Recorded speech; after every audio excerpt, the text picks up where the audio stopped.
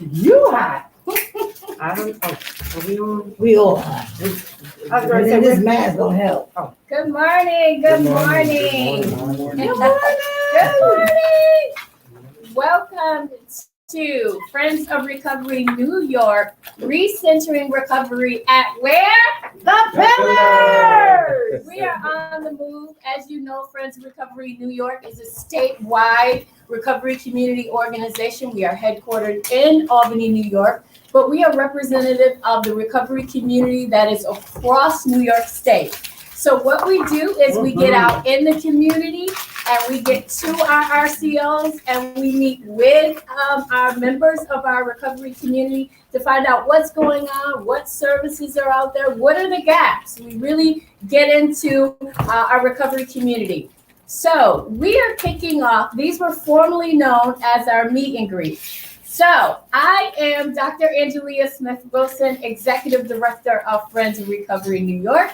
These were formerly known as meet and greets. Now they are called Recentering Recovery. And what a better place to recenter recovery and at the Pillars, at this holistic recovery community organization. You are going to be blown away today by the people that you meet, by the services that you hear, and especially we're going to be graced by the executive director, who's going to talk all about all of the holistic services that the Pillars have. We're going to have community members.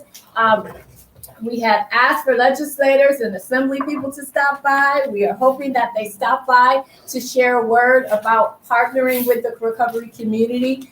And we're just going to have the next 2 hours where you learn about recentering recovery. And what that means to us is really coming back to the recovery community, finding out what those unmet needs are, finding out about those services that are out there within New York State and across New York State.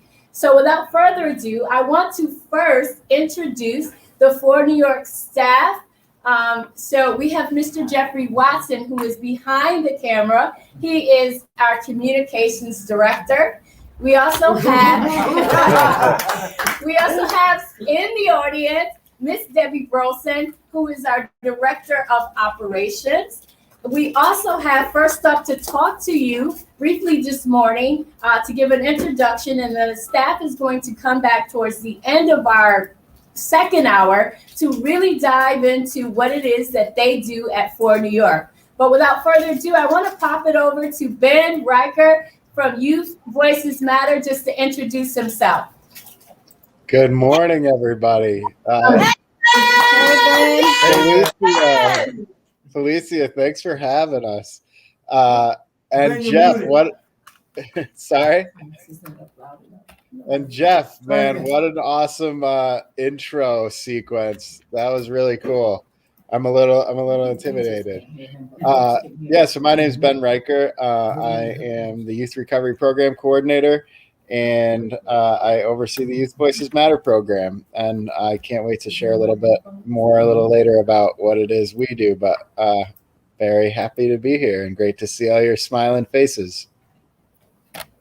You just cue me when he's done, and we'll just make it work. Are we thinking too? Thank you, Ben. Yay, Ben! Next up is our Director of Education and Training, Miss Teresa Nahr. Hey, Teresa! Hi! Hey. Woo! Hola.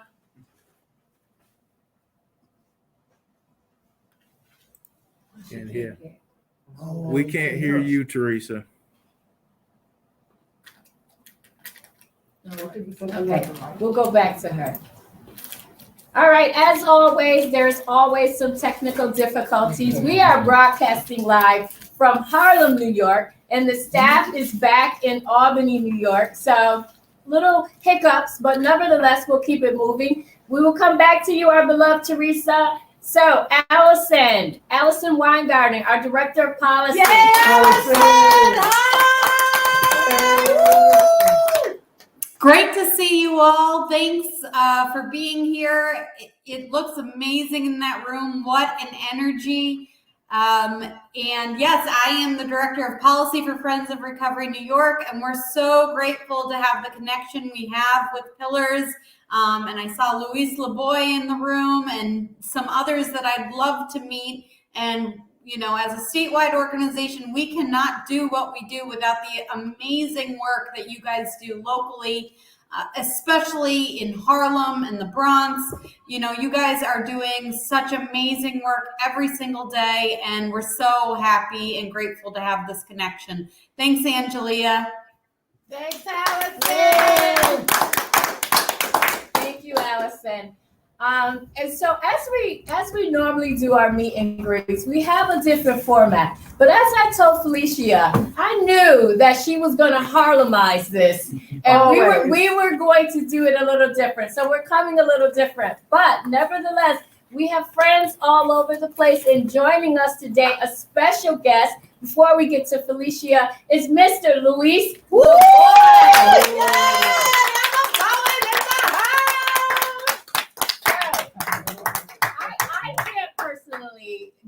Do him due. So I want to give him the honor of saying a few words and about all of the amazing work that he is doing right around the corner. Luis. Hi, thank you, Angelia. Thank you for the introduction. Yes, it's wonderful to be here. Thank you. You know, we love Pillars here on 125th Street. You know, and I encourage everyone to use Pillars as a resource because there's a lot of love being provided here by Felicia and her staff. And this is why I keep coming here.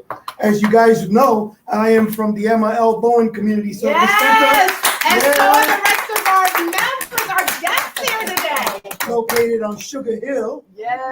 Providing services to all ages from 3 years old to very old age. Outpatient, substance use disorders, and mental health services, along with residential treatment and pantry for the community. And we do a lot of outreach at this time. If you guys see me on Facebook, so we do outreach here on 125th Street every Friday, and we do connect with Pillars on a regular basis. We get referrals from Pillars, and we send a lot of people to come and get recovery-oriented services at Pillars. And with that, thank you. Thank you, Luis. All right. That is exactly what it's about. It's about being able to recenter recovery and find out really what that means for each community. I mean, recovery does not look the same. And Luis, he is totally about street outreach. He is not giving himself all of the credit that he is due, but when it comes to being out in the community and finding individuals and being able to deliver those services on the spot, he is the man at Nobody doing better. that. So, Thank you. again, we're so proud of the recovery community and all of the things that they do. So now I want to turn it over to our gracious host for the next 2 hours. Oh, goodness, that's a lot of pressure. Who has totally recentered our recovery and totally Harlemized our format. And so I want to give her the honor of, first of all, of thanking you for doing what you do on behalf of the recovery community. She's also co-chair of the Recovery Community Outreach Center Network. So I want to thank you for stepping up into that leadership role as well, and just allowing us to come into your house, come into your space, and learn about all the things that you do. So I want to turn it over to you. Welcome home. This is what we call home. Welcome home. And I don't want the stage because we have so many amazing people around this table right now. And people are sneaking in by the second.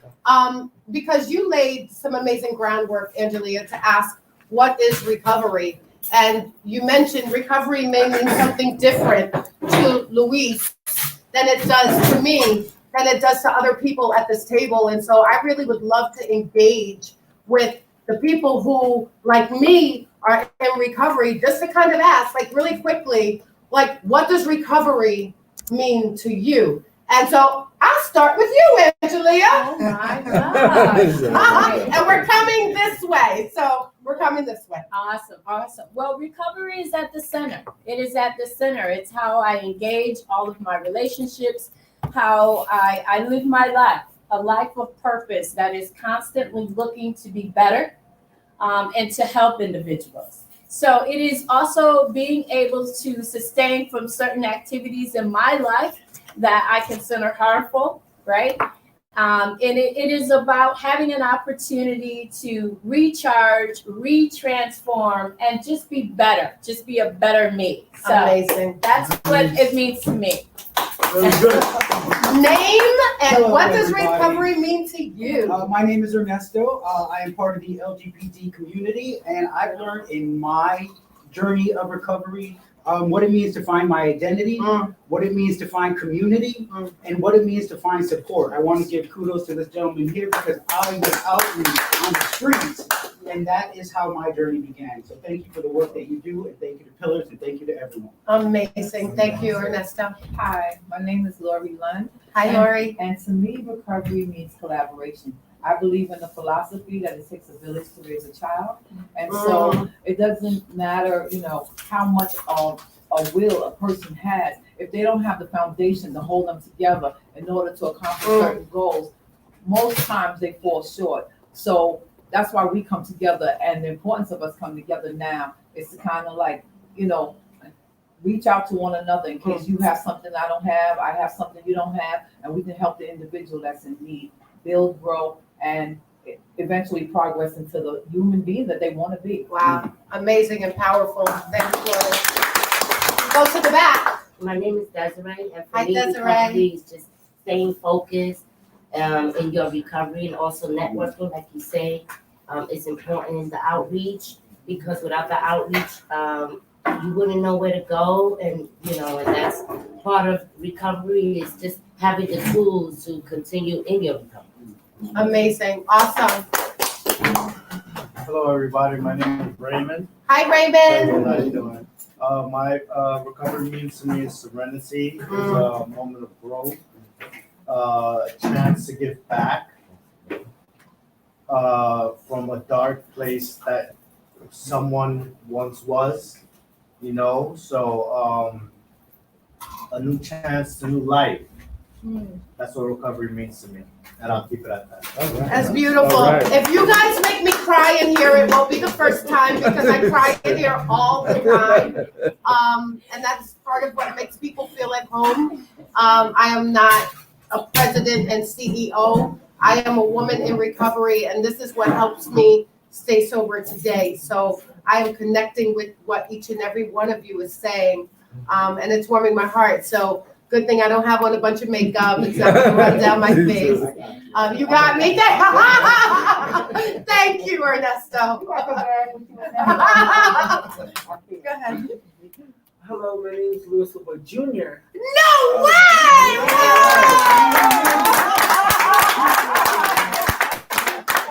No way! Oh my God, I Awesome. gotta interrupt. We're finally meeting another Louis LeBoy. Junior! And what recovery means to me is a way that not only you become happier within yourself, but happier of the whole world around you, and growing stronger inside of yourself, on loving everything around you. That's right. That's powerful. Very powerful. Michelle. Hi, my name is Michelle. Hi, Michelle. I'm from Housing Works Bailey House. To me, recovery is, I believe people deserve a second chance. We all have a story, and I believe that a lot of people judge people the wrong way. And coming back from past experience, not me, I'm not going to say, because I never really, had to recover, but I did have to recover in other ways, which is mental health, domestic violence. So I know what that is. So if I can give it to the community, what I was given to get myself strong, because a lot of women need this and a lot of men need this, they just look for a place to go where no one's going to give up on them, and give them that strength to move on. Amazing. Thank you, Michelle. My name is Muhammad Ahmed, and Hi, Muhammad. how you doing? I believe recovery is to keep resilient, to stay within the community, and to elevate yourself and stay connected always. And that will help you be able to recover the energy that you bring towards yourself, the community, and be able to elevate that thing that you're fighting to not do again. So staying connected to the community is the recovery that helps us stay safe and healthy. Awesome. One more thing. He's actually with me. You never met him, Felicia. He's our intern, and he's our intern, and he's with us, working with us in housing work. Yes. Amazing. Housing works in the house. Jeff, you're not getting away from this. Hey, What does okay. recovery mean to you? If Angelia gets to answer the question, That's Jeff right. gets to answer the That's question. right. For me, recovery means hope. Okay. I've being a family member in recovery, seeing an uncle battle back and forth, and finally being able to find that peace and that second chance of recovery meant so much. So that's what it means for me, not only for the individual, but also the family members and everyone that's connected. Amen. Awesome. Thanks, Jeff. Hello, everyone. My name is Samuel Underwood. Hi, Hey, Samuel. guys. I have a kind of parable that I look at my recovery. I kind of compare it to a credit score. Like everybody fights to get a good credit score. And I look in the world of recovery. If you have years of recovery, people look at you like, oh my God, I want to get that. So being having an 800 recovery score makes people look at you as a role model. People desire to be like you. So that's how I look at it. That's my Awesome. That's nice. That's the first time I've heard that. Thank you. I might have to borrow that in my repertoire, Samuel. I like that. I'll steal that too. Not well. I like it.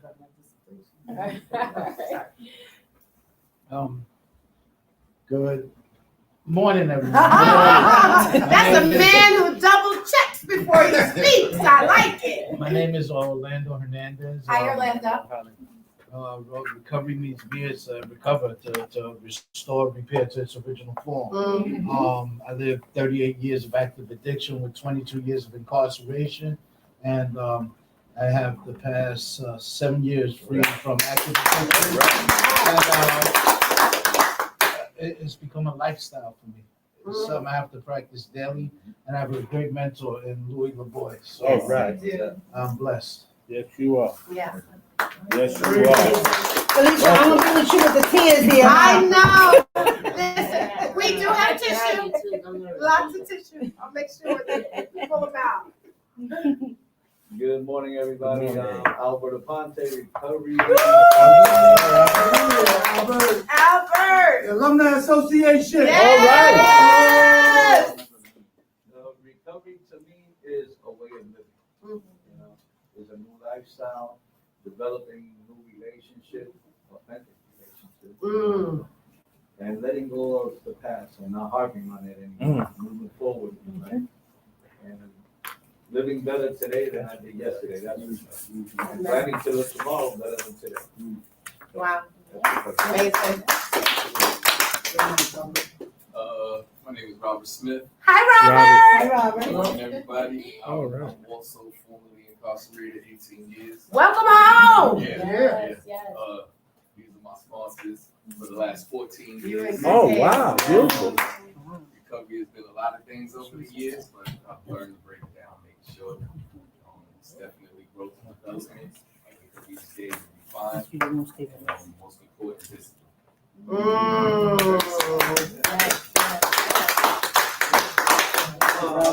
Hello, everyone. My name is Charles. Hi, Charles. Hey, Charles. Last name Latte, but not the coffee latte. Recovery to me, I was in a dark place for 10 years, and I've been clean out for 8 years. I've made some bad decisions, wrong decisions without thinking straight, consequential thinking. Being in recovery has given me a bigger and a clearer picture of life to make the right decisions, to stay focused and do what is right. So I'm still on the path. All right. Ooh, still on the path. I might have to borrow that one too. Yeah. Louis LeBoy. I'm a person in long-term recovery. And what that means is that I have 23 years that I have not used any substances or any people, right? Because Say it again. I'm a person in long-term and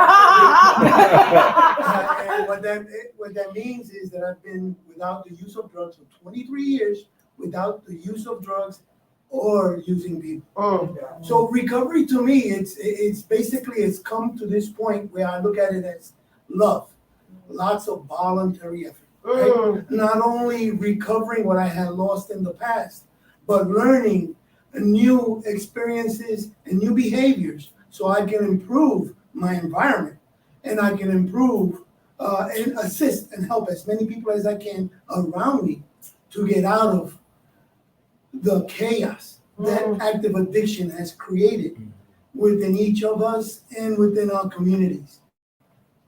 And that's what I'm here for today. That's what I strive for. So the more people that I help and I engage and connect with, the better I feel. That's right. You know, so recovery is upward mobility, constant movement to improve and do better. Not just for yourself, but for everyone around you. Right. Amazing. Right. Our fix is putting a smile on people's face. That's all. Yes. Right. I'm Felicia Pullen, and I am in recovery. I don't use the word long-term recovery because I don't know what that means, right? Nobody taught me what the date is that you can then start to say long-term recovery. So I choose to use the language of one day at a time. Today, I have a little over 10 years. And so recovery means to me being able to pick up a loving phone call from my daughter. Recovery means to me keeping my word when I tell somebody I'm going to show up and actually be there. Recovery means to me, Angelia said it, living in my purpose. I didn't know what my purpose was until after treatment, until after an outpatient program. That's my story. That's within my story.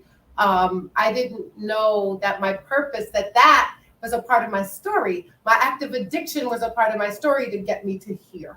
And I'm like, oh, I get it now. Thank you. Because without that part of my life, I wouldn't be able to do what I do from the space and the place that I do it.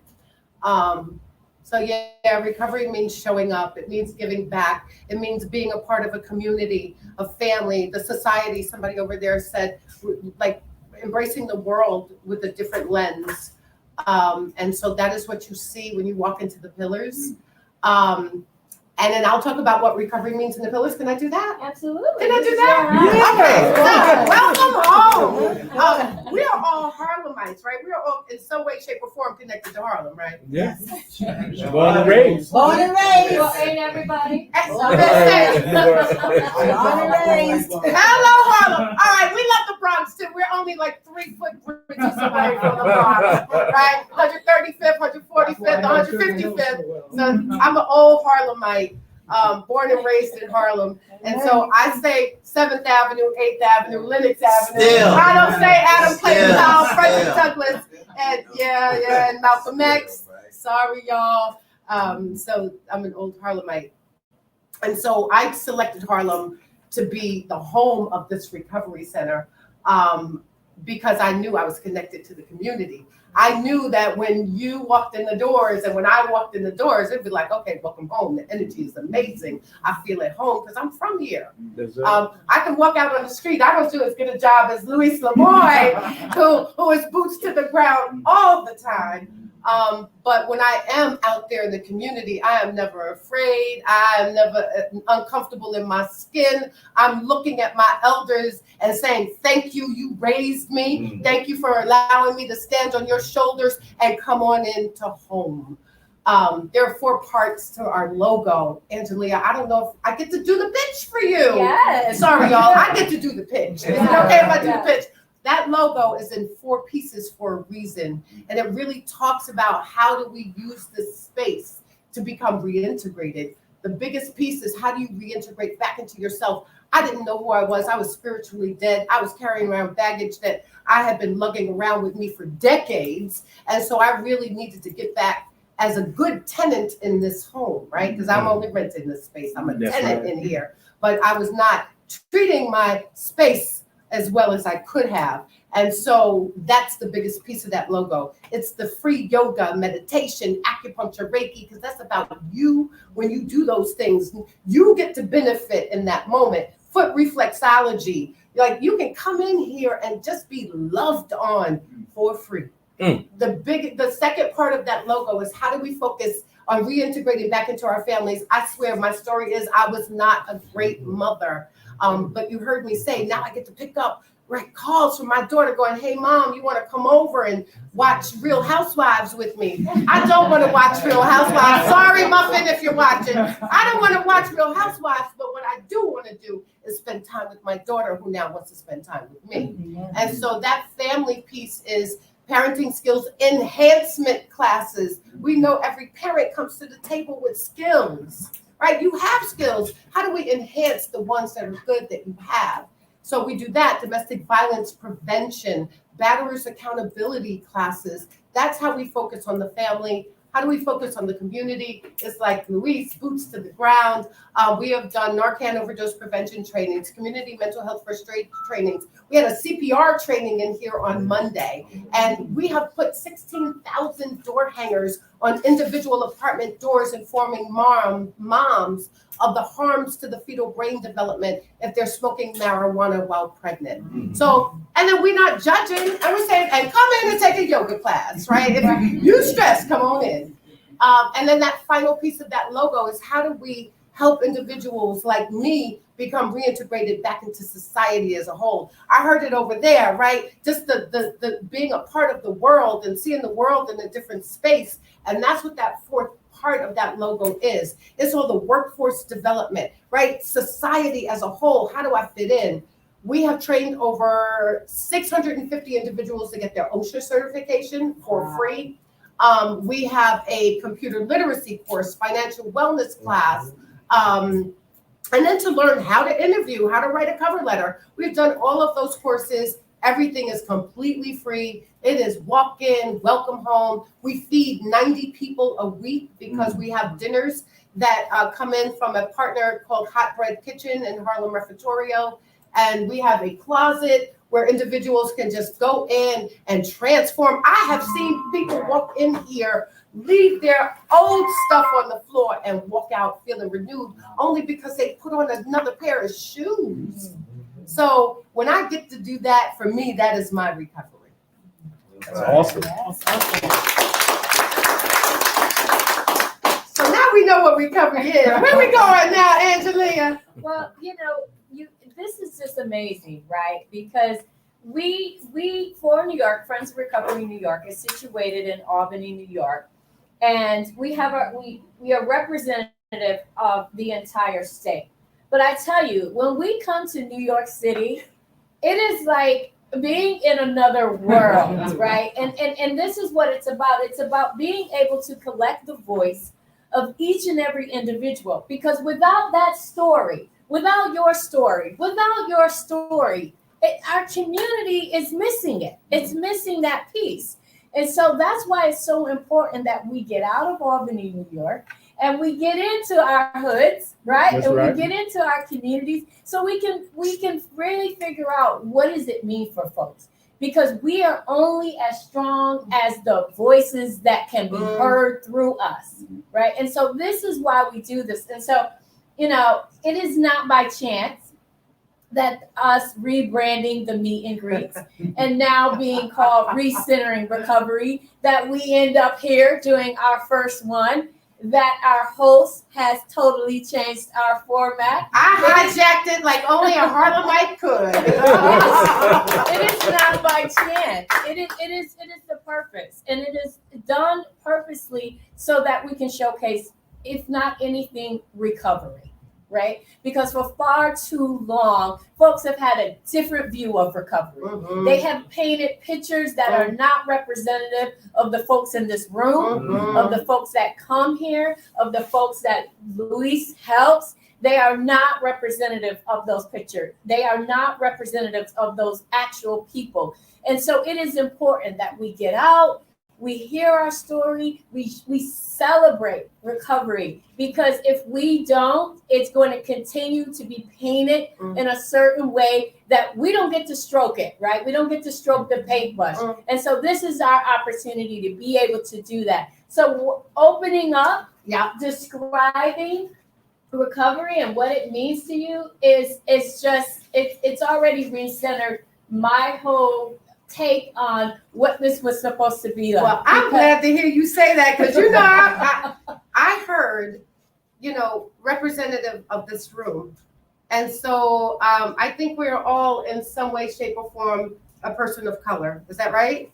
Yeah. Okay. So I would love for us to talk about, how we as people of color in recovery, are we feeling stigma? Do we see gaps in recovery in our communities that we may be able to address, especially with the advocacy of organizations like For New York? How do we begin to talk about being a person of color in recovery, and or being a person within the LGBTQ community? How do we begin to look at the gaps, talk about the gaps, and then address them? Can we do that?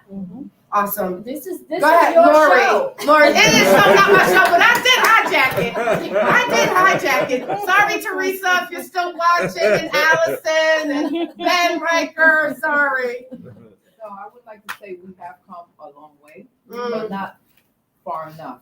I remember in the beginning, in the 90s, some point, so I'm like 56 now. So yeah, sometime in the 90s, I decided I wanted to get some service and get some help, and I decided to go in the inpatient. For one, they didn't have a lot of the person-centered treatment back then. They didn't have a lot of sensitivity training.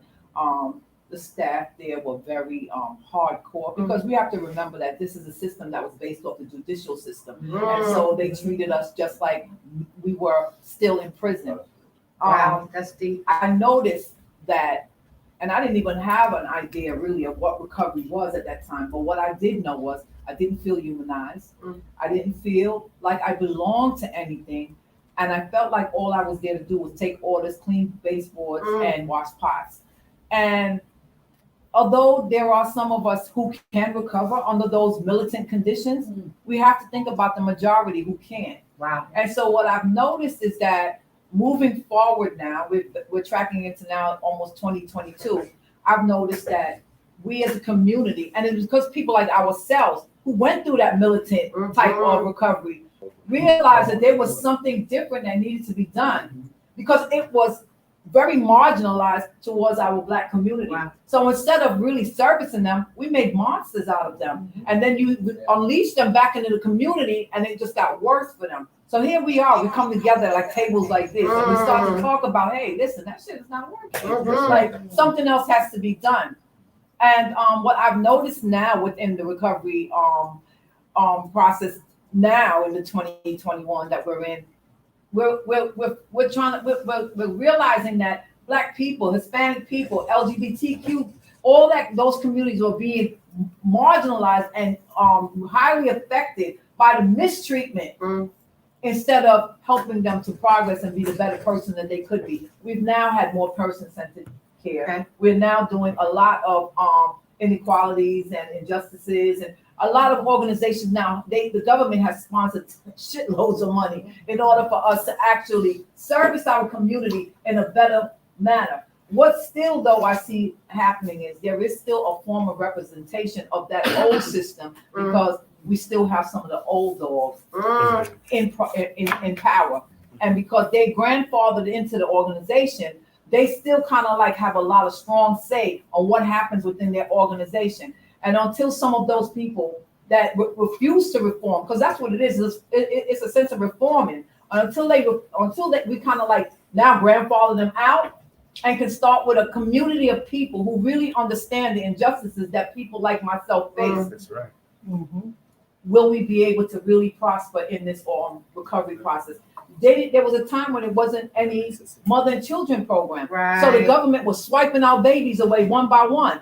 Whereas with the with other communities, it was like, well, let's see if we can treat the family as a whole. Because that is what recovery is, because you're using doesn't mean your child is not affected. So why not treat the family as a whole? So now we're starting to see a little bit more women in the children's program, which is still kind of scarce compared to how many women is actually using drugs. But we're seeing a shift, but we haven't come far enough. So I'm hearing person-centered care is paramount. We're seeing more of it. And I saw a lot of head shaking all around the room. I saw it from Muhammad and I saw it from others. So are we like, how can we build a more person-centered care for people of color, for women, for LGBTQ communities? Who wants to weigh in on that? Alicia, who just joined us. Oh, okay. You don't get to sneak in the room and be quiet. Sorry. How are you? How's everyone doing? Hi. I walked into a great voice. You did. Oh, awesome. So the question is for me, specifically, how do we camera. create a person-centered approach? Hi, hello, good to meet you. I'm late, but I'm on time. You know, I mean, that's different strategies. I think is depending on the member itself, and that's what person-centered approach is like getting just to know who the individual, how they think, how they move, what motivates them, meet them where they're at. Part of my, I guess, gene in working in the human service field under community partners is to identify the need of the organization, right? Which means define the need of the person itself. What is the bubble that's kind of circling around them, and then navigating a solution of what they're capable of doing step by step. Rome wasn't built in one day, so they have to know that step by step, but at least those steps are taken smoothly. And us as organization, making it easier for them and clear may kind of help them take those steps, regardless of what the gender is, what their belief systems are. You know, something is moving them. They have a goal, they have a dream, they have desires. They're human. So, I appreciate that. So can I ask Eduardo, right? Ernesto. I'm gonna get it right, I promise. At least I'm gonna do the best I can. Ponte, I know. Do you think that there are gaps in servicing the LGBTQ community in recovery? And how can we begin to address that? That is a very loaded question because it doesn't just focus on the LGBT community. Appreciate that. However, I can only stick on I statements. I come from I statements and what it was for me. Like I said, I was outreached at the most inappropriate places, but at the most appropriate time because I was ready for it. So I was taken to my community. I was taken to some place that helped me understand my health, my recovery, and my identity. By coming across and seeing somebody from the LGBT community, I identify as a cisgendered male. However, I have makeup, I wear nail polish. She knows personally how gender bending I can be. But I was brought into a community that I immediately saw around my room. It had nothing to do with drugs or being a white Hispanic when my brother is almost as dark as this man, but same mother, same father. But yet that identity, it was confusing to me until I finally got a chance to see it eye to eye. And to see that it's not just me going through these issues. And then when it came into my recovery, we all know opioids. We know now we're talking about benzos and everything. My path as a peer started on crystal meth. Who wants to talk about crystal meth? In subpopulations, there are subpopulations that have subpopulations. Absolutely. So wait, slow that down and say that one more again. Within subpopulations, there are subpopulations within subpopulations. So yes. in my little That's whatever good. it is, there may be somebody that says, oh, I know exactly what you went through. And it wasn't until somebody said, I know exactly what you went through. It may not be my story, but I know what you went through. And that was my first step into my process. Today, I can say I haven't looked at, thought about, except for uplifting somebody else who is struggling with crystal meth, LGBT identity, and what it means to be supported. But again, when it comes to what it is, I need to be able to see family, no matter what it looks like, color, face, makeup, no makeup, transgender. It's so much. Yeah. to identify it as one process, it's just gonna take all of us to look at it.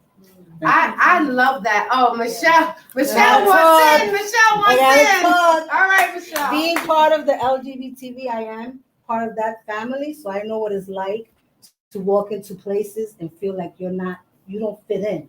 I've lost 2 jobs due to who I am today. And it is sad because you get judged, and coming from that type of family, we lost a lot of places to go. We lost a lot of places to be because we're judged of who we are. I've gone into places, even a place where there's a straight place, and I have my friends like they don't know. You be who you are, and whoever doesn't accept that, that's on them. Okay, we might be a little bit discreet when children are around because that's only out of respect. But we, like he said, we sometimes you have to think twice of where you at if you want to really show who you are because you're going to be judged by that. And we're human just like everybody else. Welcome home, Michelle. Welcome home. So there was something, and I felt your passion, and I felt your passion, I felt your passion. And like for me, you said something that sparked for me. Like when I was in just learning how to enter into the recovery space, especially in group recovery spaces, I was in a predominantly white recovery community because of where I lived. And I'm waiting and waiting because I hear people like, oh, I heard them tell my story. Oh, I didn't hear them tell my story. And I'm like, okay, well, I'm different. This isn't for me. I'm not like them. But that was the thinking that could have caused me to say, oh, I'm not like them. I don't have the problem that they have, so I'm okay. But I didn't, right? Thank you, God, because I'm just a child of God. Most of the time, I don't always listen. He has to talk to me 3 times, and on the 3rd time, he is screaming at me, and I'm like, okay, I heard you. Y'all are laughing because does that resonate for you? That resonates? Okay, it resonates. I'm glad I'm not by myself, and this is what I mean by being in a recovery community where people are like doing like this. And so I was not in a recovery space with people of color. And I was going like this, like, wow, what? Your parents told you to be quiet and please take a seat in the corner? That was not my story, right? My story was, if you don't sit down and shut up, right? Be seen and not heard, go and do this. No, you can't have that. And it was, and nobody was talking like that. But when I saw other Black women, and so I am a Black woman, when I saw other Black women in recovery say something, I was like, yes, I can, and they tell you, identify, don't compare, but I didn't know how to do that in the beginning, right? I didn't know what that meant. All of them, identify, don't compare, think, all those slogans that we use in 12-step, I didn't know what that meant, but when I saw other people of color saying, my parents whooped my every day because they too were addicts and alcoholics. I was doing that. And now how do I take that, heal from that, and recover and pass it forward? So that just resonated for me. It really did. Stop being afraid to get help. Woo! Look, I don't know if y'all ever heard this one. Y'all ever hear this one? What happens in this house? No, we're living and keeping secrets. You go in and you say, oh, I got 7 kids, and automatically somebody's looking at you like, and you ain't got none of them. Automatically, you shut a person down. Yes. Let's find out what happened to this young lady, why she don't have none of her 7 kids. Yes. Because I don't care how far down the scale a woman goes, and not to eliminate the men right now, but I'm talking about the women. Because you're a woman, right? Yeah. Okay. When you take a woman's child, something that she had in her womb for 9 months, you took something from in here. And when this is walking, this ain't ticking right. So we have to find out how to bring this and this together so she can get them babies back. But instead, this woman might have went somewhere where they judged her. Yeah. Like, well, why do you keep making babies? If you ain't got no money, what you making them babies for? She made them. They're here. So right now, how do we move forward? See, so we anybody have to here? Conversation to make them feel welcome instead of saying, hey, you know what, treatment ain't for me. Anybody else here ever felt like judged? All the time. Because Lori brought up a good. So All the Mohammed, time. talk about that a little bit. All the time. I taught what was it, 12 steps. I taught AANA, and I come to find out that's why I resonated with her when she talked about the militant recovery process in the days, and that what happened is that people don't feel welcome. You feel alienated. So what you have to do is create a safe place, a place where people feel welcome to be able to share their pain. And they're not going to share their pain if they feel alienated. Yeah. And that's what's been happening. So when you come into different treatment programs, they make you feel alienated. Wow. You know, they feel judgmental towards you without even understanding your story. So what happens is that if you're not able to make that safe place, then people is not able to get the help that they need. Powerful. They begin to withdraw. Say, I don't need this. And that's the problem with some of these what's called recovery centers with that militant stuff. So when he said that just resonated like, oh my God, I was there. So I know. So what we have to do is be able to bring that love and be able to create the safe place, no matter who you are. Created that place where people can give and share their pain so that you can help them. Go ahead. I'm so glad because I'm like anybody else want to weigh in. My name is Orlando again. I just want to say, right, like in my process, I learned. I think one of the problems are that the stigma and the stereotype, right? Once an addict, always an addict, right? So now I know I've learned I'm an addict for the rest of my life. That there's no cure, right? So it's my choice. What kind of addict I'm going to be? I'm going to be an active addict or I'm going to be an addict in recovery. Stop and say that again. I need you to repeat that one. I'm going to be an active addict or addict in recovery. Yeah. I'm going to be an addict in recovery. I like waking up with yesterday's money in my pocket. Ooh, wait. That was powerful. I like that. I like that. I might have to borrow that one. I like to wake up with yesterday's money in my pocket. That was a good one. Before I got into recovery, I remember I called up, what's my credit score, right? They said 4. I said 4. What is that? That's not even possible. Even the credit people didn't know what it meant, but they said you got a 4. And I was like, so recovery has allowed me to, work on my credit score and build things up, right? But I think the best way to reach people is what I do a lot of volunteer service. I go into hospitals, institutions, prisons, and jails. Wow. And to share the message of hope, right? Yeah. Hope. We have an acronym for HOPE, HOPE, right? Hearing other people's experience. Hold on. That. Hold on, pain ends, right? Ooh, that's a good one too. I'm writing it down. Because I'm an acronym queen. I don't know if you know that. PILLARS is an acronym. Well, by sharing the hope. And that's why I love doing what I'm doing with Louis, right? And Sam, because we go out there and I'm face to face with the active addict. And I'm telling them, listen, I'm that dude that shot speedball. I'm that dude who smoked like a Navajo Indian, right? Hey, no offense to Navajos. We didn't mean that. I'm only messing with you. And if I could do it, anybody could do it. Yeah. Anybody could do it. And I keep it up front just because the monkey's off my back. I know the circus is still in town. So I have to do recovery related things every day. And going out there showing the addict that's still active. Listen, I know I was there. I know. We were doing it yesterday. We went in a park and everybody was smoking crack around us. And we started reaching out and we got through to a couple of people. But it's just not a one-day thing. It's something we have to do every day. Yeah. Put our feet to the pavement and go out there and listen. There's a better way to live, man. So I love that you talked about volunteerism, and thank you for the volunteerism that you do.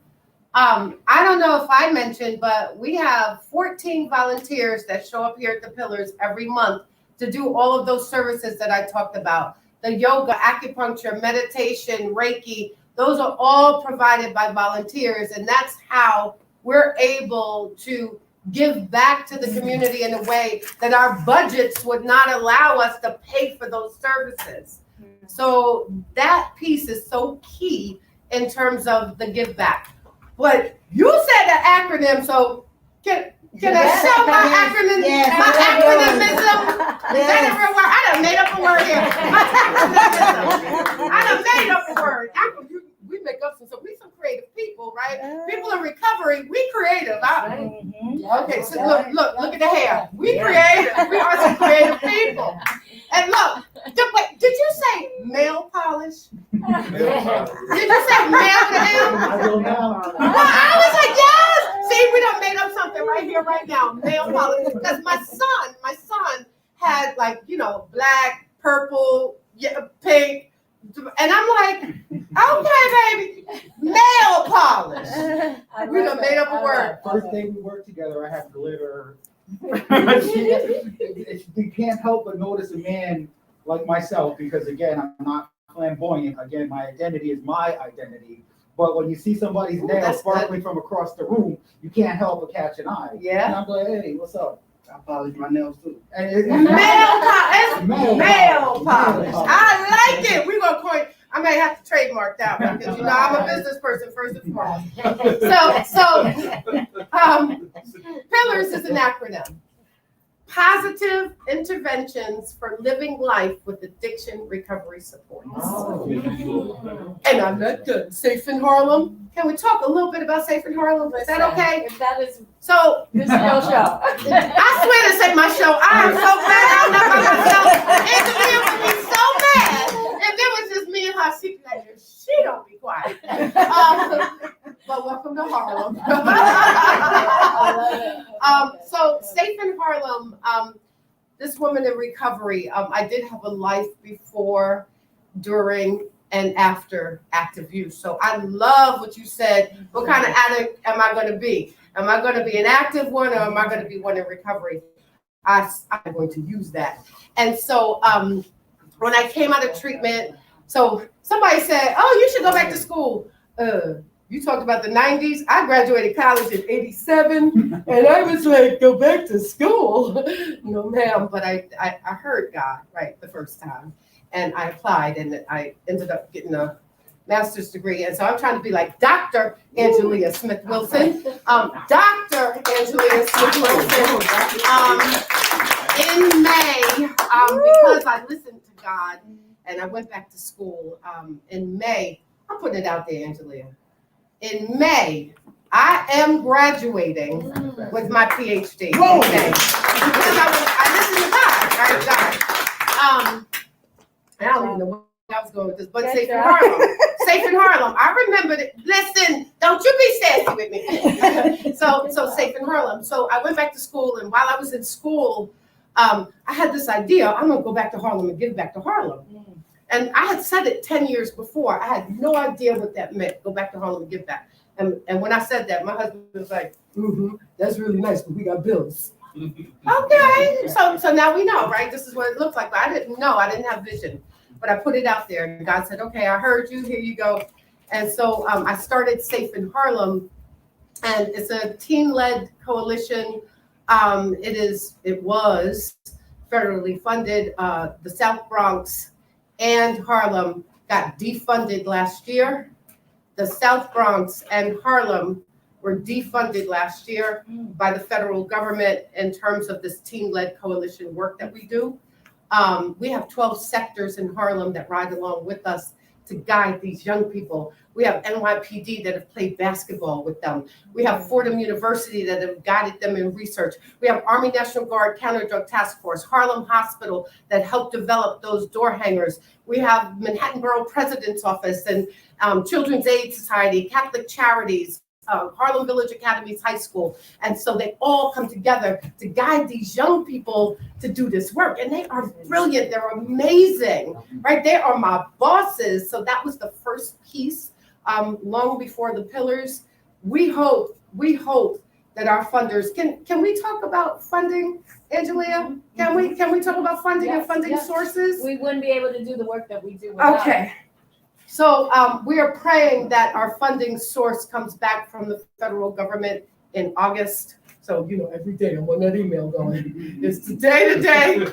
We do have an opportunity for another 5 years, and I really hope it comes back because we took our Black and Latino babies from Harlem who had never even been out of Harlem to DC to talk to congressmen and talk to senators about their experiences in Harlem. The fact that there are 125 liquor licenses in 1 square mile in Harlem, right? So let's talk about that. And no community. And yet they're defunding their after school program. So let's talk about that.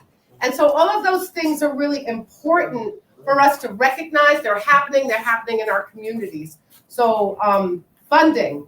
Can we travel down the funding road? Well, you know, we're always traveling down the funding road. Angelia said, let me take my mask off for this one. Do I have lipstick all over my face, y'all? I'm gonna tell you, all right. One of the things that, one of the purposes of For New York is to definitely bring an appreciation for recovery and celebrate recovery, but to also let folks know across New York State, and particularly legislators and policymakers, about funding recovery-oriented services. As Felicia talked about, federal funding, a lot of our recovery community organizations, as well as our outreach organizations, recovery community outreach organizations, receive funding from the state that is funded through the state from the federal government.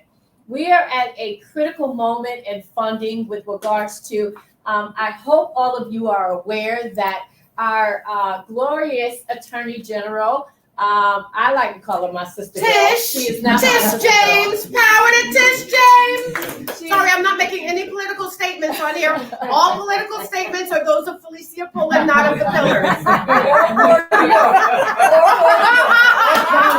Let's just say that one more bit. All political statements are those of Felicia Pullen, not of the Pillars. But New York State was at the forefront of being able to capture monies that was due, that was owed, that was gained on the backs of family members and individuals that died as a result of the opioid pandemic. So we are hoping that those funds will be in the New York area.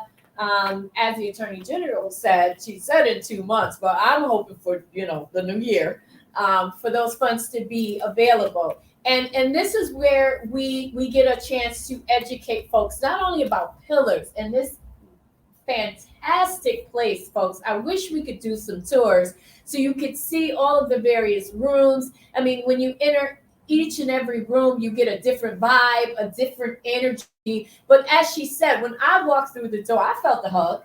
I felt a hug and I felt welcome. And this is what is needed in our communities. Currently, we have about a little over 30 recovery community organizations, as well as recovery community outreach centers across New York State. But we need this. We've heard from our community that, they have gone places where they didn't feel human. Okay, that hurt me. Yeah. Because no one should ever feel that way, no matter what they are ingesting, no matter what environment they are in.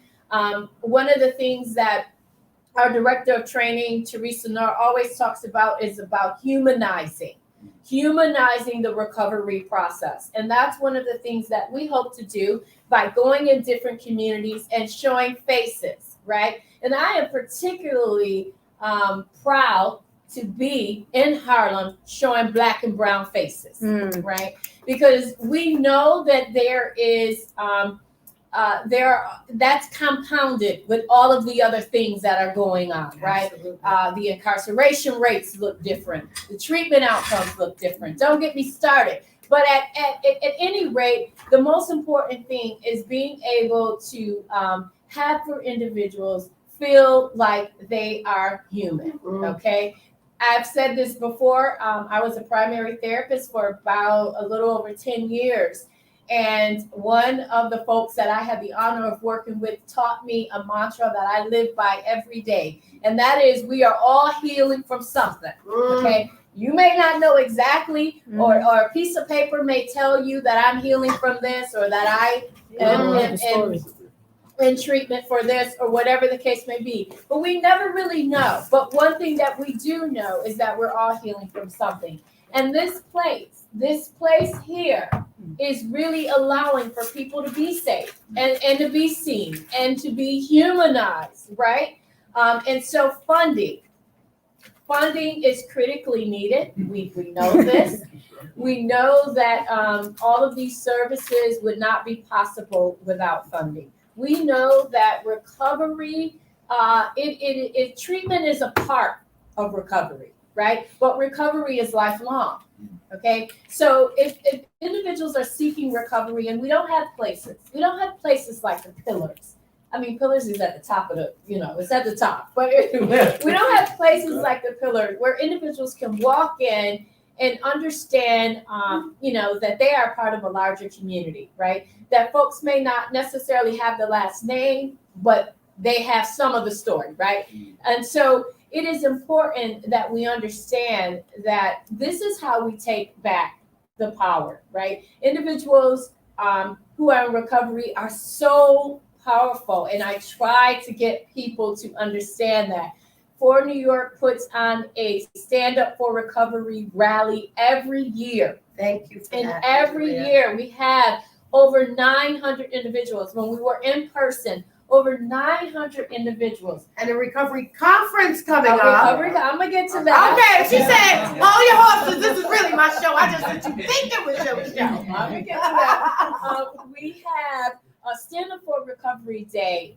This year it was virtual, but we touched over 2,500 individuals that were able to understand the message. Stand Up for Recovery, that's these bags. Yeah. The message of recovery and how powerful it is. But it is nothing without the people like you that are sitting around the table.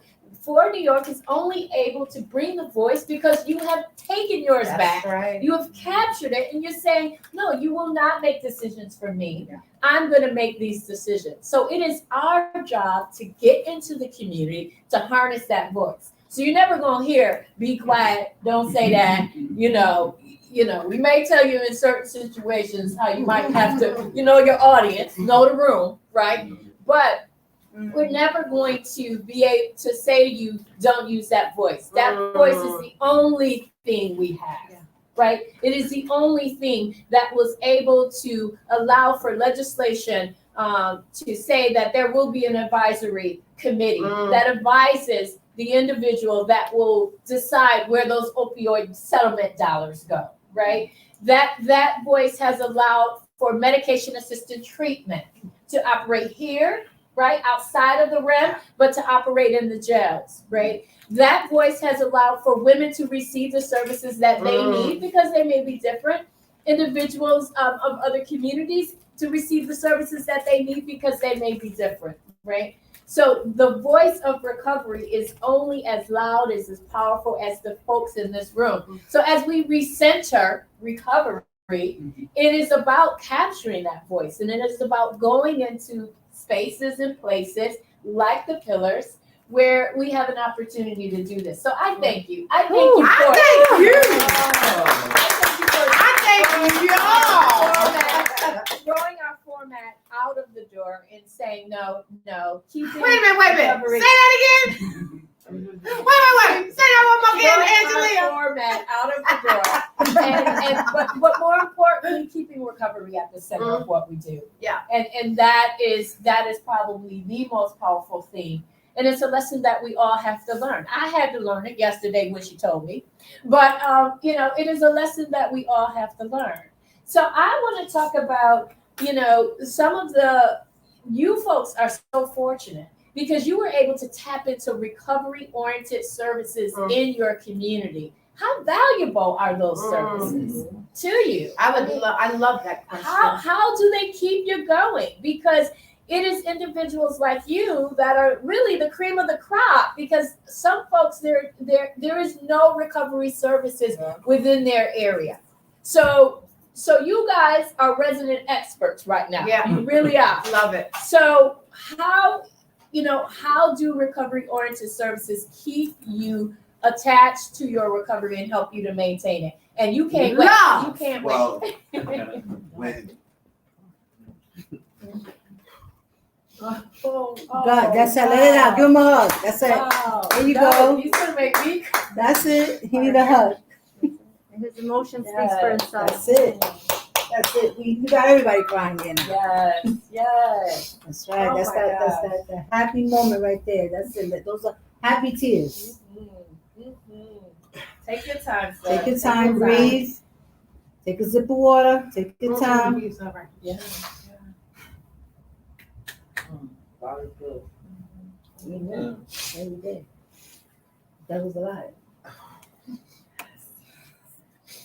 When I was coming into the recovery modality, I really couldn't find my place. And I had to transform into something that I could never really identify with people. But then when I found the recovery world, I could be me. And I mean, it was time when I was around people in church and other businesses, and I would talk about how I used to smoke crack, I used to shoot dope. But now they seeing the new guy, the guy that's got 30 years clean. And they tell me, shh, don't talk about that. No, you talk about it. Don't leave that guy alone. But when I came into this modality, I could be me. Yes. I could talk about how I went to Rikers Island, how I OD'd 4 times. It just be who I am. And when I go out there and do outreach, and I see the souls that didn't get it, and I'm saying I could be a living example and just show them, look at me, it's possible to do this, man. I used to be you. Don't think it's impossible. It can happen. So that's one reason I came back, because when I was a kid, I used to look at on the corner, you see the Dolphin 9, and then when they got arrested, they had the Rockefeller Act, they put them in jail and all that. And no disrespect to other people, but when the other races start getting into the Oxycontin and the opioid, now it's a problem. So I said, you know what? I had 30 years substance free, clean. I ain't messed with. Married 22 years, and I'm home, and I'm retired. I'm like, damn, what do I do? So something came up and said, you heard stories of people 25 years, 20 years, and one day something happened in their life, and they go out and they get high again. So I said, you know what? Let me go back into the world of recovery, so I can also help me, and then I can help somebody. Yeah. And through the grace of God, I met Mr. LeBoy. And when I met him, we've been on that path ever since.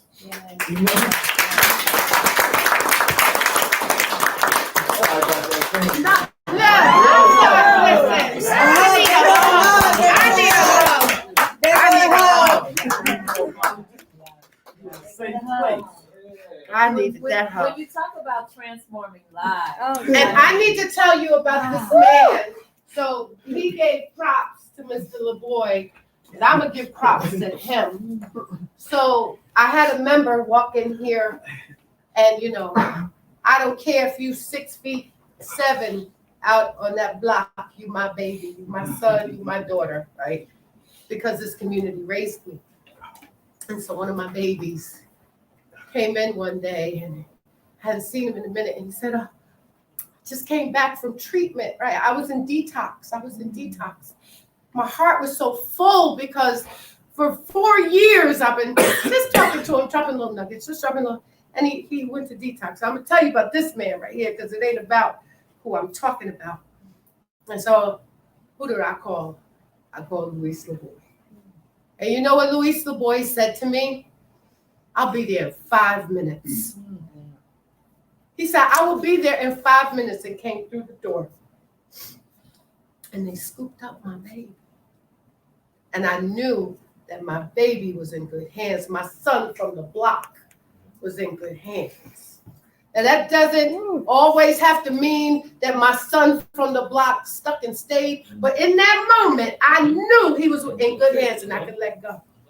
And that's the part about recovery that only people in recovery can do for somebody else trying to get to where we are. Yes. Mm-hmm. Right? I could talk about what it was like to smoke crack with someone just coming through the doors, because that's my story. I get it. Quiet in my noises. That's why I was quiet in my noises. And so when we use our stories, Our superpowers. to say hashtag me too, sorry, I'm hijacking the hashtag me too. Hashtag me too. I know how to stand up for recovery, stand in recovery, be a friend of recovery, because that is me. And so, Angelia, can you talk about how, if we don't know how to be friends of recovery, members of friends of recovery, friends of friends of recovery, how we can do that? Because I done hijacked your whole show. So wait. I gotta tell y'all about this PowerPoint. Sorry, Allison and Teresa and Ben. So we're just gonna have this hot moment of laughter right now. So Angelia yesterday, and I love Angelia. I mean, she is walking a path that I am following in her footsteps. She already laid the path for me, right? So I don't have to fall in the potholes. I just get to walk in the footprints. And so that's like what we do in recovery, she's doing for me. And so she sends me the lovely agenda for today. And I was like, let me just pick up the phone. And so this is a woman who is centered in who she is, because she said, I already expected this, that you was going to hijack this and try and move some stuff around. I said, and about that 30-minute, 22-slide PowerPoint. Look at that. Okay. How about, would we like to see a 30-minute, 22-page? See, look. I'm sorry, that's just me. That's just me. Okay, they're like, woo, gotta go. But I wouldn't have had the powerful emotions. I'm sorry, I just, just messing with you. Right. I wouldn't have had the powerful emotions and the connections and the instructions as to how to do this better if I was looking at 22 pages. But let's talk about how to really tap into the trainings of Friends of Recovery. All of the things that Friends of Recovery offer that I don't know about, that we can use in our paths in recovery and have that information to move forward with other people in recovery. Okay. I can tell it to them, give it to them, talk it to them. Okay, did I do good? Okay, because my communications engineer is saying that, yes. Listen, I know how to stay on. Listen, Jeff, I am a pro. I've been doing this for a long time, honey. Don't let this cute face fool you. I got you, This is what recovery is about, right? It's about not being able to follow a structured path, but being able to understand. That's what addiction is. There's going to be some lows, there's going to be some sideways. So what we'll do now is, we had a PowerPoint prepared, but that's not the Harlem way. Okay, so Harlem strong. So we Harlem strong. Okay. So what we will do though is I will turn it over to my staff to talk about their departments and what it is that they do, and so that everywhere we go, we always leave having more friends than when we walked in the room. So no worries, you are all now friends, but because you're here in Harlem, you're probably my cousin.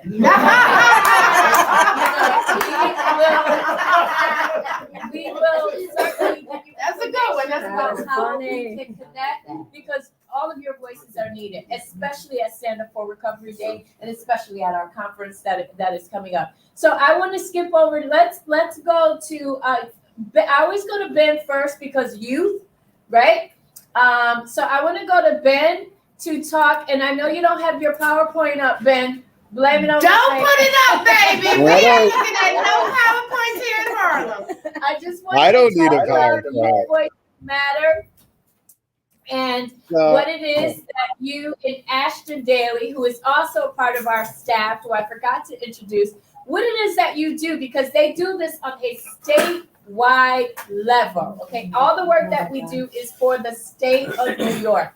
So do we have Ben queued up, ready to go? Okay, so Ben will talk, and then we will go to Allison, and then let's see if we can get some sound from Teresa. If not, I'll talk about education and training. But Ben, I want you to take it away.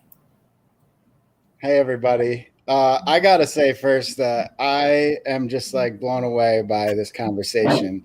I mean, it's amazing. I mean, this is what recovery is all about. And I'm a person in recovery. I'm a person with lived experience in recovery of mental health, recovery of substance use, with the criminal justice system, with the stigma that goes along with it. My dad, when he talks about my various rehab stints and jail stints, he says it was your hotel stay. Your hotel stay back in 94, your hotel stay back in 2004, your hotel stay back in 2014, you know what I mean? And I appreciate everybody's honesty and candor and passion and emotion, and it's you're my people, you know. So I love you all, and youth voices matter. So yeah, what we do really is try to facilitate opportunities for young people. And when I say young people, we really work with folks from 12 to 30, and we try to facilitate opportunities for young people to build recovery capital, you know, to develop those connections that we all know that we need. When I was finally had some success in recovery, it was about connection. It was about talking and sharing and listening to people who had similar lived experiences as myself. And I think there's a gap there when it comes to young people. There was certainly a gap there, you know, 25 years ago for me, and 20 years ago for me, and 15 years ago for me. So we try to create those opportunities all around the state for young people to share with other people that have similar lived experiences.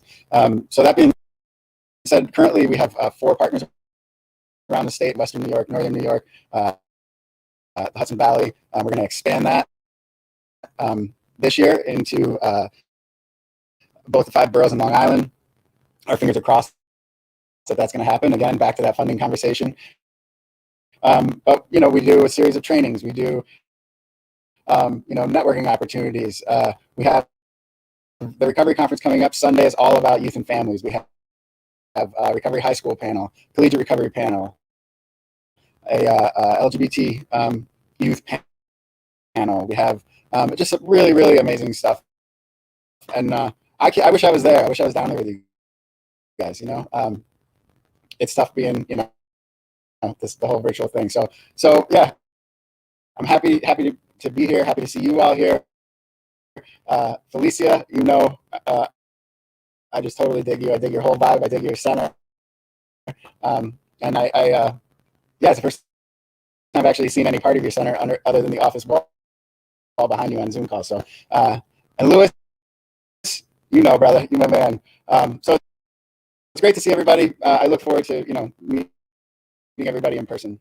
And if anybody has questions, if anybody has, you know, anything like that, hit me up. You can hit me up on social media, and you can find my email, my personal cell, my work cell. Don't hesitate to hit me up and talk about any ideas you might have around building, you know, youth recovery capital in your community. Unmute us. Mm-hmm. Hey Ben, I just heard you coming uptown, baby. We I am, yeah. Harlem. Health fair. Yeah. Jeff and I will be in town, and it's a few. Yeah, I can't wait. And maybe we'll go. I'll definitely hit you up. You know, I'll hit you up, of course. All right, Allison. Hey, Allie. Hi, everybody. How are ya? So good, brought to tears so many times. Yeah, I am really kicking myself for not, getting on the 6 a.m. train and getting to Harlem today. But I'm still glad to be able to listen in and if you go back on Facebook, you'll see my cheerleading messages, which I always have for you guys, because it's just incredible. You are loved, Felicia, and everyone feels it. Love you more. So I did want to talk. So basically, from my perspective, the work that I do is really twofold. It is community organizing and advocacy. And so in terms of community organizing, it's doing exactly what you guys are doing and just listening to what you guys are saying, what's going on there on the ground, what you're experiencing, what you've experienced in your past, and helping us to form our advocacy message. So community organizing really informs that advocacy work. And so the things that I do that, either people listening in could get involved with, or, you can create that leadership that can get involved. So all around the state, we have leaders that come to these meetings and share what's going on the ground, so that either through surveys or speaking, we inform our policy message every year, and we advocate for that funding, and we advocate for changes in legislation, such as easier access to medication-assisted treatment, better access to harm reduction services. You can see up right now is our policy statement. We do a survey every year that informs that. So if you do come to our conference, I hope that you come in person or virtually. There's still tons of virtual options. That's where we do our annual survey to really get your input on what's going on the local level and what can we advocate in Albany with our legislature there, as well as in Washington. And there's just a lot of opportunity right now. We're at a very important moment, as Angelia was speaking to earlier, that there's actually funding coming in. And, something that I mentioned in the text message or in the message on Facebook is that you guys are doing such incredible work on the ground. That's what you should be focusing on, not whether you can maintain your rent. And I've heard what that rent is at the Pillars, and it is something that we should be shouting about. But rent and housing in New York City is an important issue as well, and connects with recovery. But so that's sort of my job here. And there's different ways you can get involved. One of the things for most of the people on this call, I'd love to encourage you to come to our bi-monthly community-based recovery supports meetings. And they are an opportunity for our state funders, our legislative staff from Albany and Washington, as well as the Association of Treatment Providers and the recovery community to come together and share information. And that sharing information place is so important. So we also help to establish that recovery community capital, like Ben was talking about. There's some really wonderful community organizations in New York City that you guys already know about, but we can help you connect to others. Or, if you're looking to create your own, more narrow organization, we can assist with that as well. And then we do trainings in our advocacy department, such as the 45-second elevator pitch, building your RCO from the ground up. We do Advocacy 101. And if anyone hasn't taken this, it's a beautiful training, and it's called Our Stories Have Power, which has been demonstrated right here today. And the biggest event of the year that we do, that we hope you will be involved in, Felicia was talking about going to Washington, D.C. and sending young people and talking about what's actually going on. We do that on a state level, and we would love this. Our Stand Up for Recovery Day this year is going to be February 8th, 2022. Believe it or not, it is coming up. And it's two parts. It's celebrating the joy that is recovery and the movement that's growing, and it's becoming, you know, slowly more inclusive. And we're elevating all of these voices. And it's also about knowing what we need and really narrowing down on your local elected officials and letting them know what our advocacy needs are. So I am looking to you, you know, the Harlem and the Bronx community, to really let's try and connect with 10 legislators this year and share that beauty of recovery and also what those gaps are, and make sure that they know that we have our eye on them, and also what we can do to support them, because it's always a two-way relationship. So that's how you all can support this department, and hopefully how we can support you. And you know, the biggest thing with my department is always connecting with communications, because it's all about the more we know. And so I work very closely with Jeff, and he gets the word out about these things. So, you know, get in touch with me, get in touch with Jeff, and we will make sure you know about all the things going on, and you're never going to have a minute left in your time, because there's always something going on.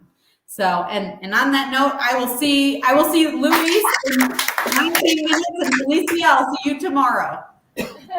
Yeah, see, they all my bosses. You heard it. I'll see you tomorrow. Yes, ma'am. I'll see you tomorrow,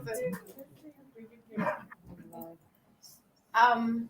We got who? Teresa? Teresa. Hey, Teresa. Hola, mis amigos de Harlem. Hola, ¿cómo estás? Muy bien, muy bien. I have such a wonderful team, and you guys are certainly part of it. I'm sitting here grinning ear to ear as well, because this really is what it's all about. You know, the community that is happening down there is just amazing. And Felicia, no need to apologize to me. I know when I introduce myself, I usually say, hi, I'm Teresa, and I am PowerPoint dependent. and you can all laugh, yeah, but I'm gonna try to just go off script here and you know, carry on with the energy that you guys have already generated in the room. It's just amazing. So I just want to talk about a couple of things. You know, for those who don't know me, I introduce myself in that funny way, but I also let people know that I am primarily a family member in recovery. But in my family member recovery journey, I also recognize my own substance use issues. I realized recently that I am in recovery from relinquishment trauma, and I'll, you know, explain more about that some other day. But I was very much moved when the gentleman in the room was talking about finding their tribe. And that is what a recovery community outreach center is all about, is coming home and finding your tribe. And I can relate to that myself, having just recently found an addiction and adoptee community that I'm part of. So I'm right there with you in terms of my own recovery. I also identify as a family member of lost, having lost my nephew. It will be actually a year, October 17th. So at the recovery conference this year, we will be having a special meeting for families of loss, just a networking meeting to get together and say, what do you need as part of our recovery community, families who have lost loved ones. So that's going to be a big part of the conference this year. In terms of education and training, Allison already talked a lot about some of the things that we do. I would want to highlight not only Our Stories Have Power. Oh, here we go. Now I can be, I don't have to be completely off the cuff. This is our education and training and communication projects. You know, the SERPA training peer professionals, that we ran a scholarship program with the help of New York State funding. Hopefully that will be up and running again next year, funding peer professionals to go through our RCA and ethics training. There's a whole list on here. The Our Stories Have Power. Science of Addiction and Recovery is one of my favorite trainings, really giving people the science behind addiction. But more importantly, there's science behind recovery. All the stuff that we know from our 12-step programs, there's actual science behind that, why it works and how it affects our brain. The supervision of peer professionals. We do have trainings coming up if you are a peer supervisor and want to be trained in that. And under that, I also want to highlight that we have a monthly learning collaborative for peer supervisors. So it's on Zoom. So anyone who's supervising peers or wants to supervise peers is more than welcome to join us once a month via Zoom. We had in the past been working with Deb Rhodes on the overdose and suicide loss and behavioral health settings. We definitely post all your trainings. So if you have a training that you're offering there, you can post it on our website. But most important right now, I want to talk about the annual recovery conference. I don't know if we have a slide that's dedicated specifically to that, but this year, I mean, I am so excited about this program. It's really quite remarkable. So if you're coming live, we will have a town hall to talk about all of the safety precautions and COVID restrictions and things that we're going to do to keep you safe at the recovery conference coming live. And I know some of you are coming. Luis, you're coming. Felicia, you're coming. Albert, I don't know who else is coming. I'm excited to be seeing you and actually giving you hugs, which will make me very happy. I'm in oxytocin withdrawal, by the way. So at the recovery conference, I actually have something to look at here. We have all kinds of stuff going on. I'm doing Tai Chi for Recovery in the morning. We have keynote address from Rob Kent on Recovery Goes to the White House, keeping us up to date on what's happening on a federal level. We have workshops happening all day long, but in the virtual track, I just want to highlight some of those things. An integrating mental health and SUD care. We'll talk about the National Recovery Movement and have a lunch and learn with the Peer Center for Excellence. It's the Peer Recovery Center for Excellence. My good friend David Bowl is going to be talking about relinquishment, trauma, and addiction and the intersection of being left by your biological mother and how that has really factored into many mental health issues and certainly addiction issues. We have Dr. Gabor Mate. I'm over the moon, if anyone knows, my connection with Gabor, and he's going to be talking about compassion fatigue and why it's so critical and so important for us to be taking care of ourselves as we're caring for others.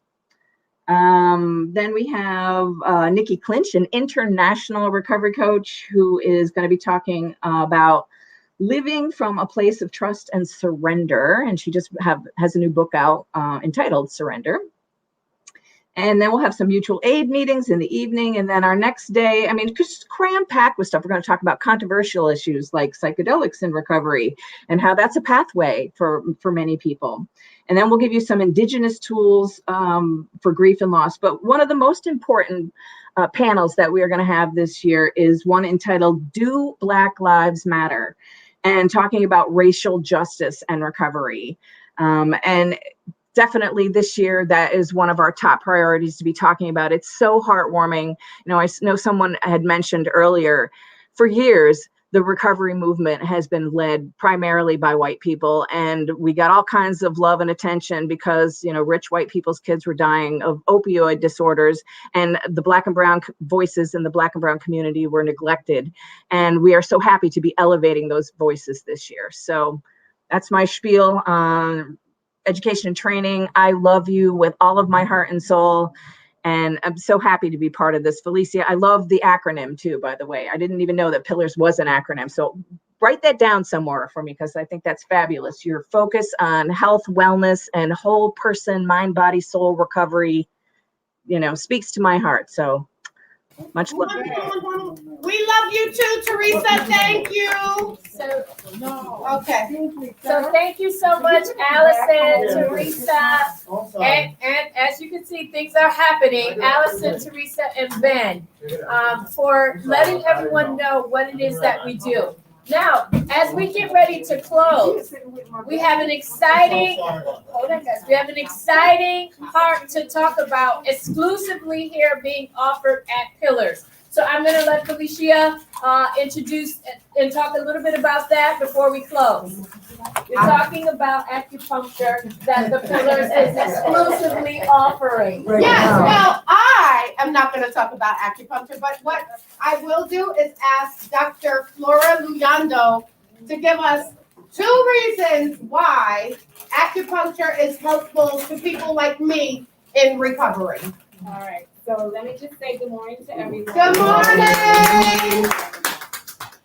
Many people don't know about acupuncture, so it's really, really informative, especially people that look like us, for the community to know that this is an option, but an option for you to be looking within your spirit, because this assists with Western medicine. I've seen wonders with this. And when you can do that, it works mentally, physically, and spiritually. And so Amazing. number one is for you, yourself. In order to help anyone else, you gotta begin with yourself, number one. Number two, why not? Whoa! Why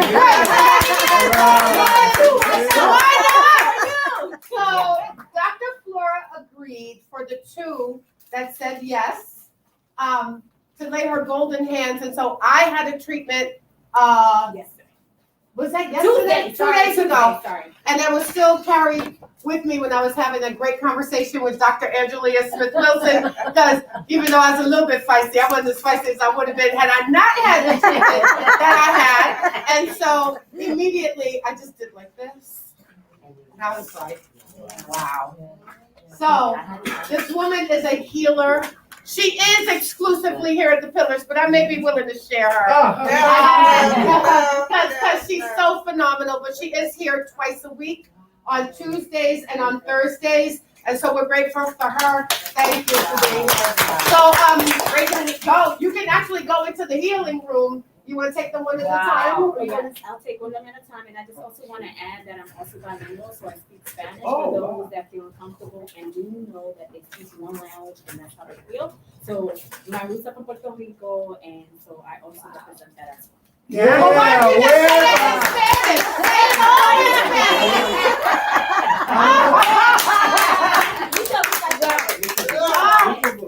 Only in Harlem, all right? Only in Harlem. I'm gonna say it 1,000 times. Only at the Pillars. Only at the Pillars. You're in good And hands.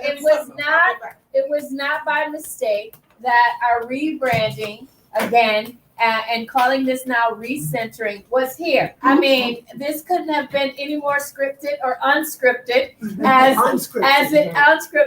it was. I mean, she took the scripted to the unscripted, and that's what recovery is about. It's about going off script, but making sure that you keep recovery at the center. So on behalf of Friends of Recovery New York, our board of directors, our staff, Felicia, you have been more than a hostess with the mostest. I mean, you have been more. For each and every person that took time to share your recovery journey so that others across the state can have a model, can see themselves. I'm gracious. I am graciously thanking you for doing that and for continuing to do that. Now, if you want to, you're already our friends and slightly our cousins. If you want to continue to find out what is it that For New York continues to do, Jeff's going to pull up that web page so you can find our website, and it go there. It is filled with all sorts of information about what we do, where we can be. And I know you're already saying for the RCOs and the RCOCs that are out there, I want to have Recovery Recenter at my next meet and greet. So we will be going back out in the community 2022. We do 3 to 4 a year. We exclusively always come to the New York City area. We hit other areas across the state, but the New York City area is one of our permanent. Last year we were in Manhattan. I'm sorry, the year before that we were in Manhattan, and now we in Harlem. We home. So I don't know if it can get any better than this, but we are willing to go wherever we are welcomed to bring the message of recovery. So on behalf of Friends of Recovery New York, the staff, the board of directors, I say thank you so much for spending time with us, coming into this beautiful space and seeing what recovery looks like and more especially what it feels like, because I'm hoping that you felt the power that was in this room today. So I say thank you and have a good rest of your day. And before you go, we got 2 things. Tell them where they can find Emma Bowen. Oh, yes. Emma Bowen is located on Sugar Hill, 145th and Amsterdam Avenue. And with that, in closing, I want Albert is here from the Alumni Association. Albert, say something real quick. I want to let everybody here know soon we'll be joining for New York. We're partnering with them. So our platform is going to get even much bigger, and we still going to offer the same support and job opportunity that we've always had for the peers, and everyone is welcome. So if you give Louis your email address, we'll make sure we send you the contact, you know, so you could join us on our next meeting, which will be on the 26th from 6 to 9 p.m. Amazing. And so I would be remiss if I didn't tell people who are not here physically how to find the Pillars. Yes. We're in the heart of Harlem, baby. Central Harlem.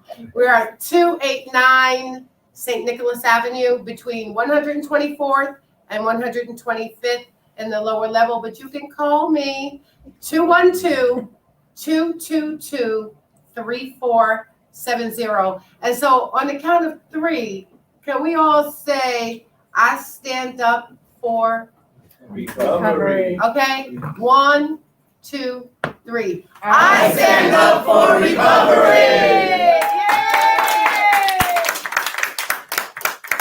Amazing.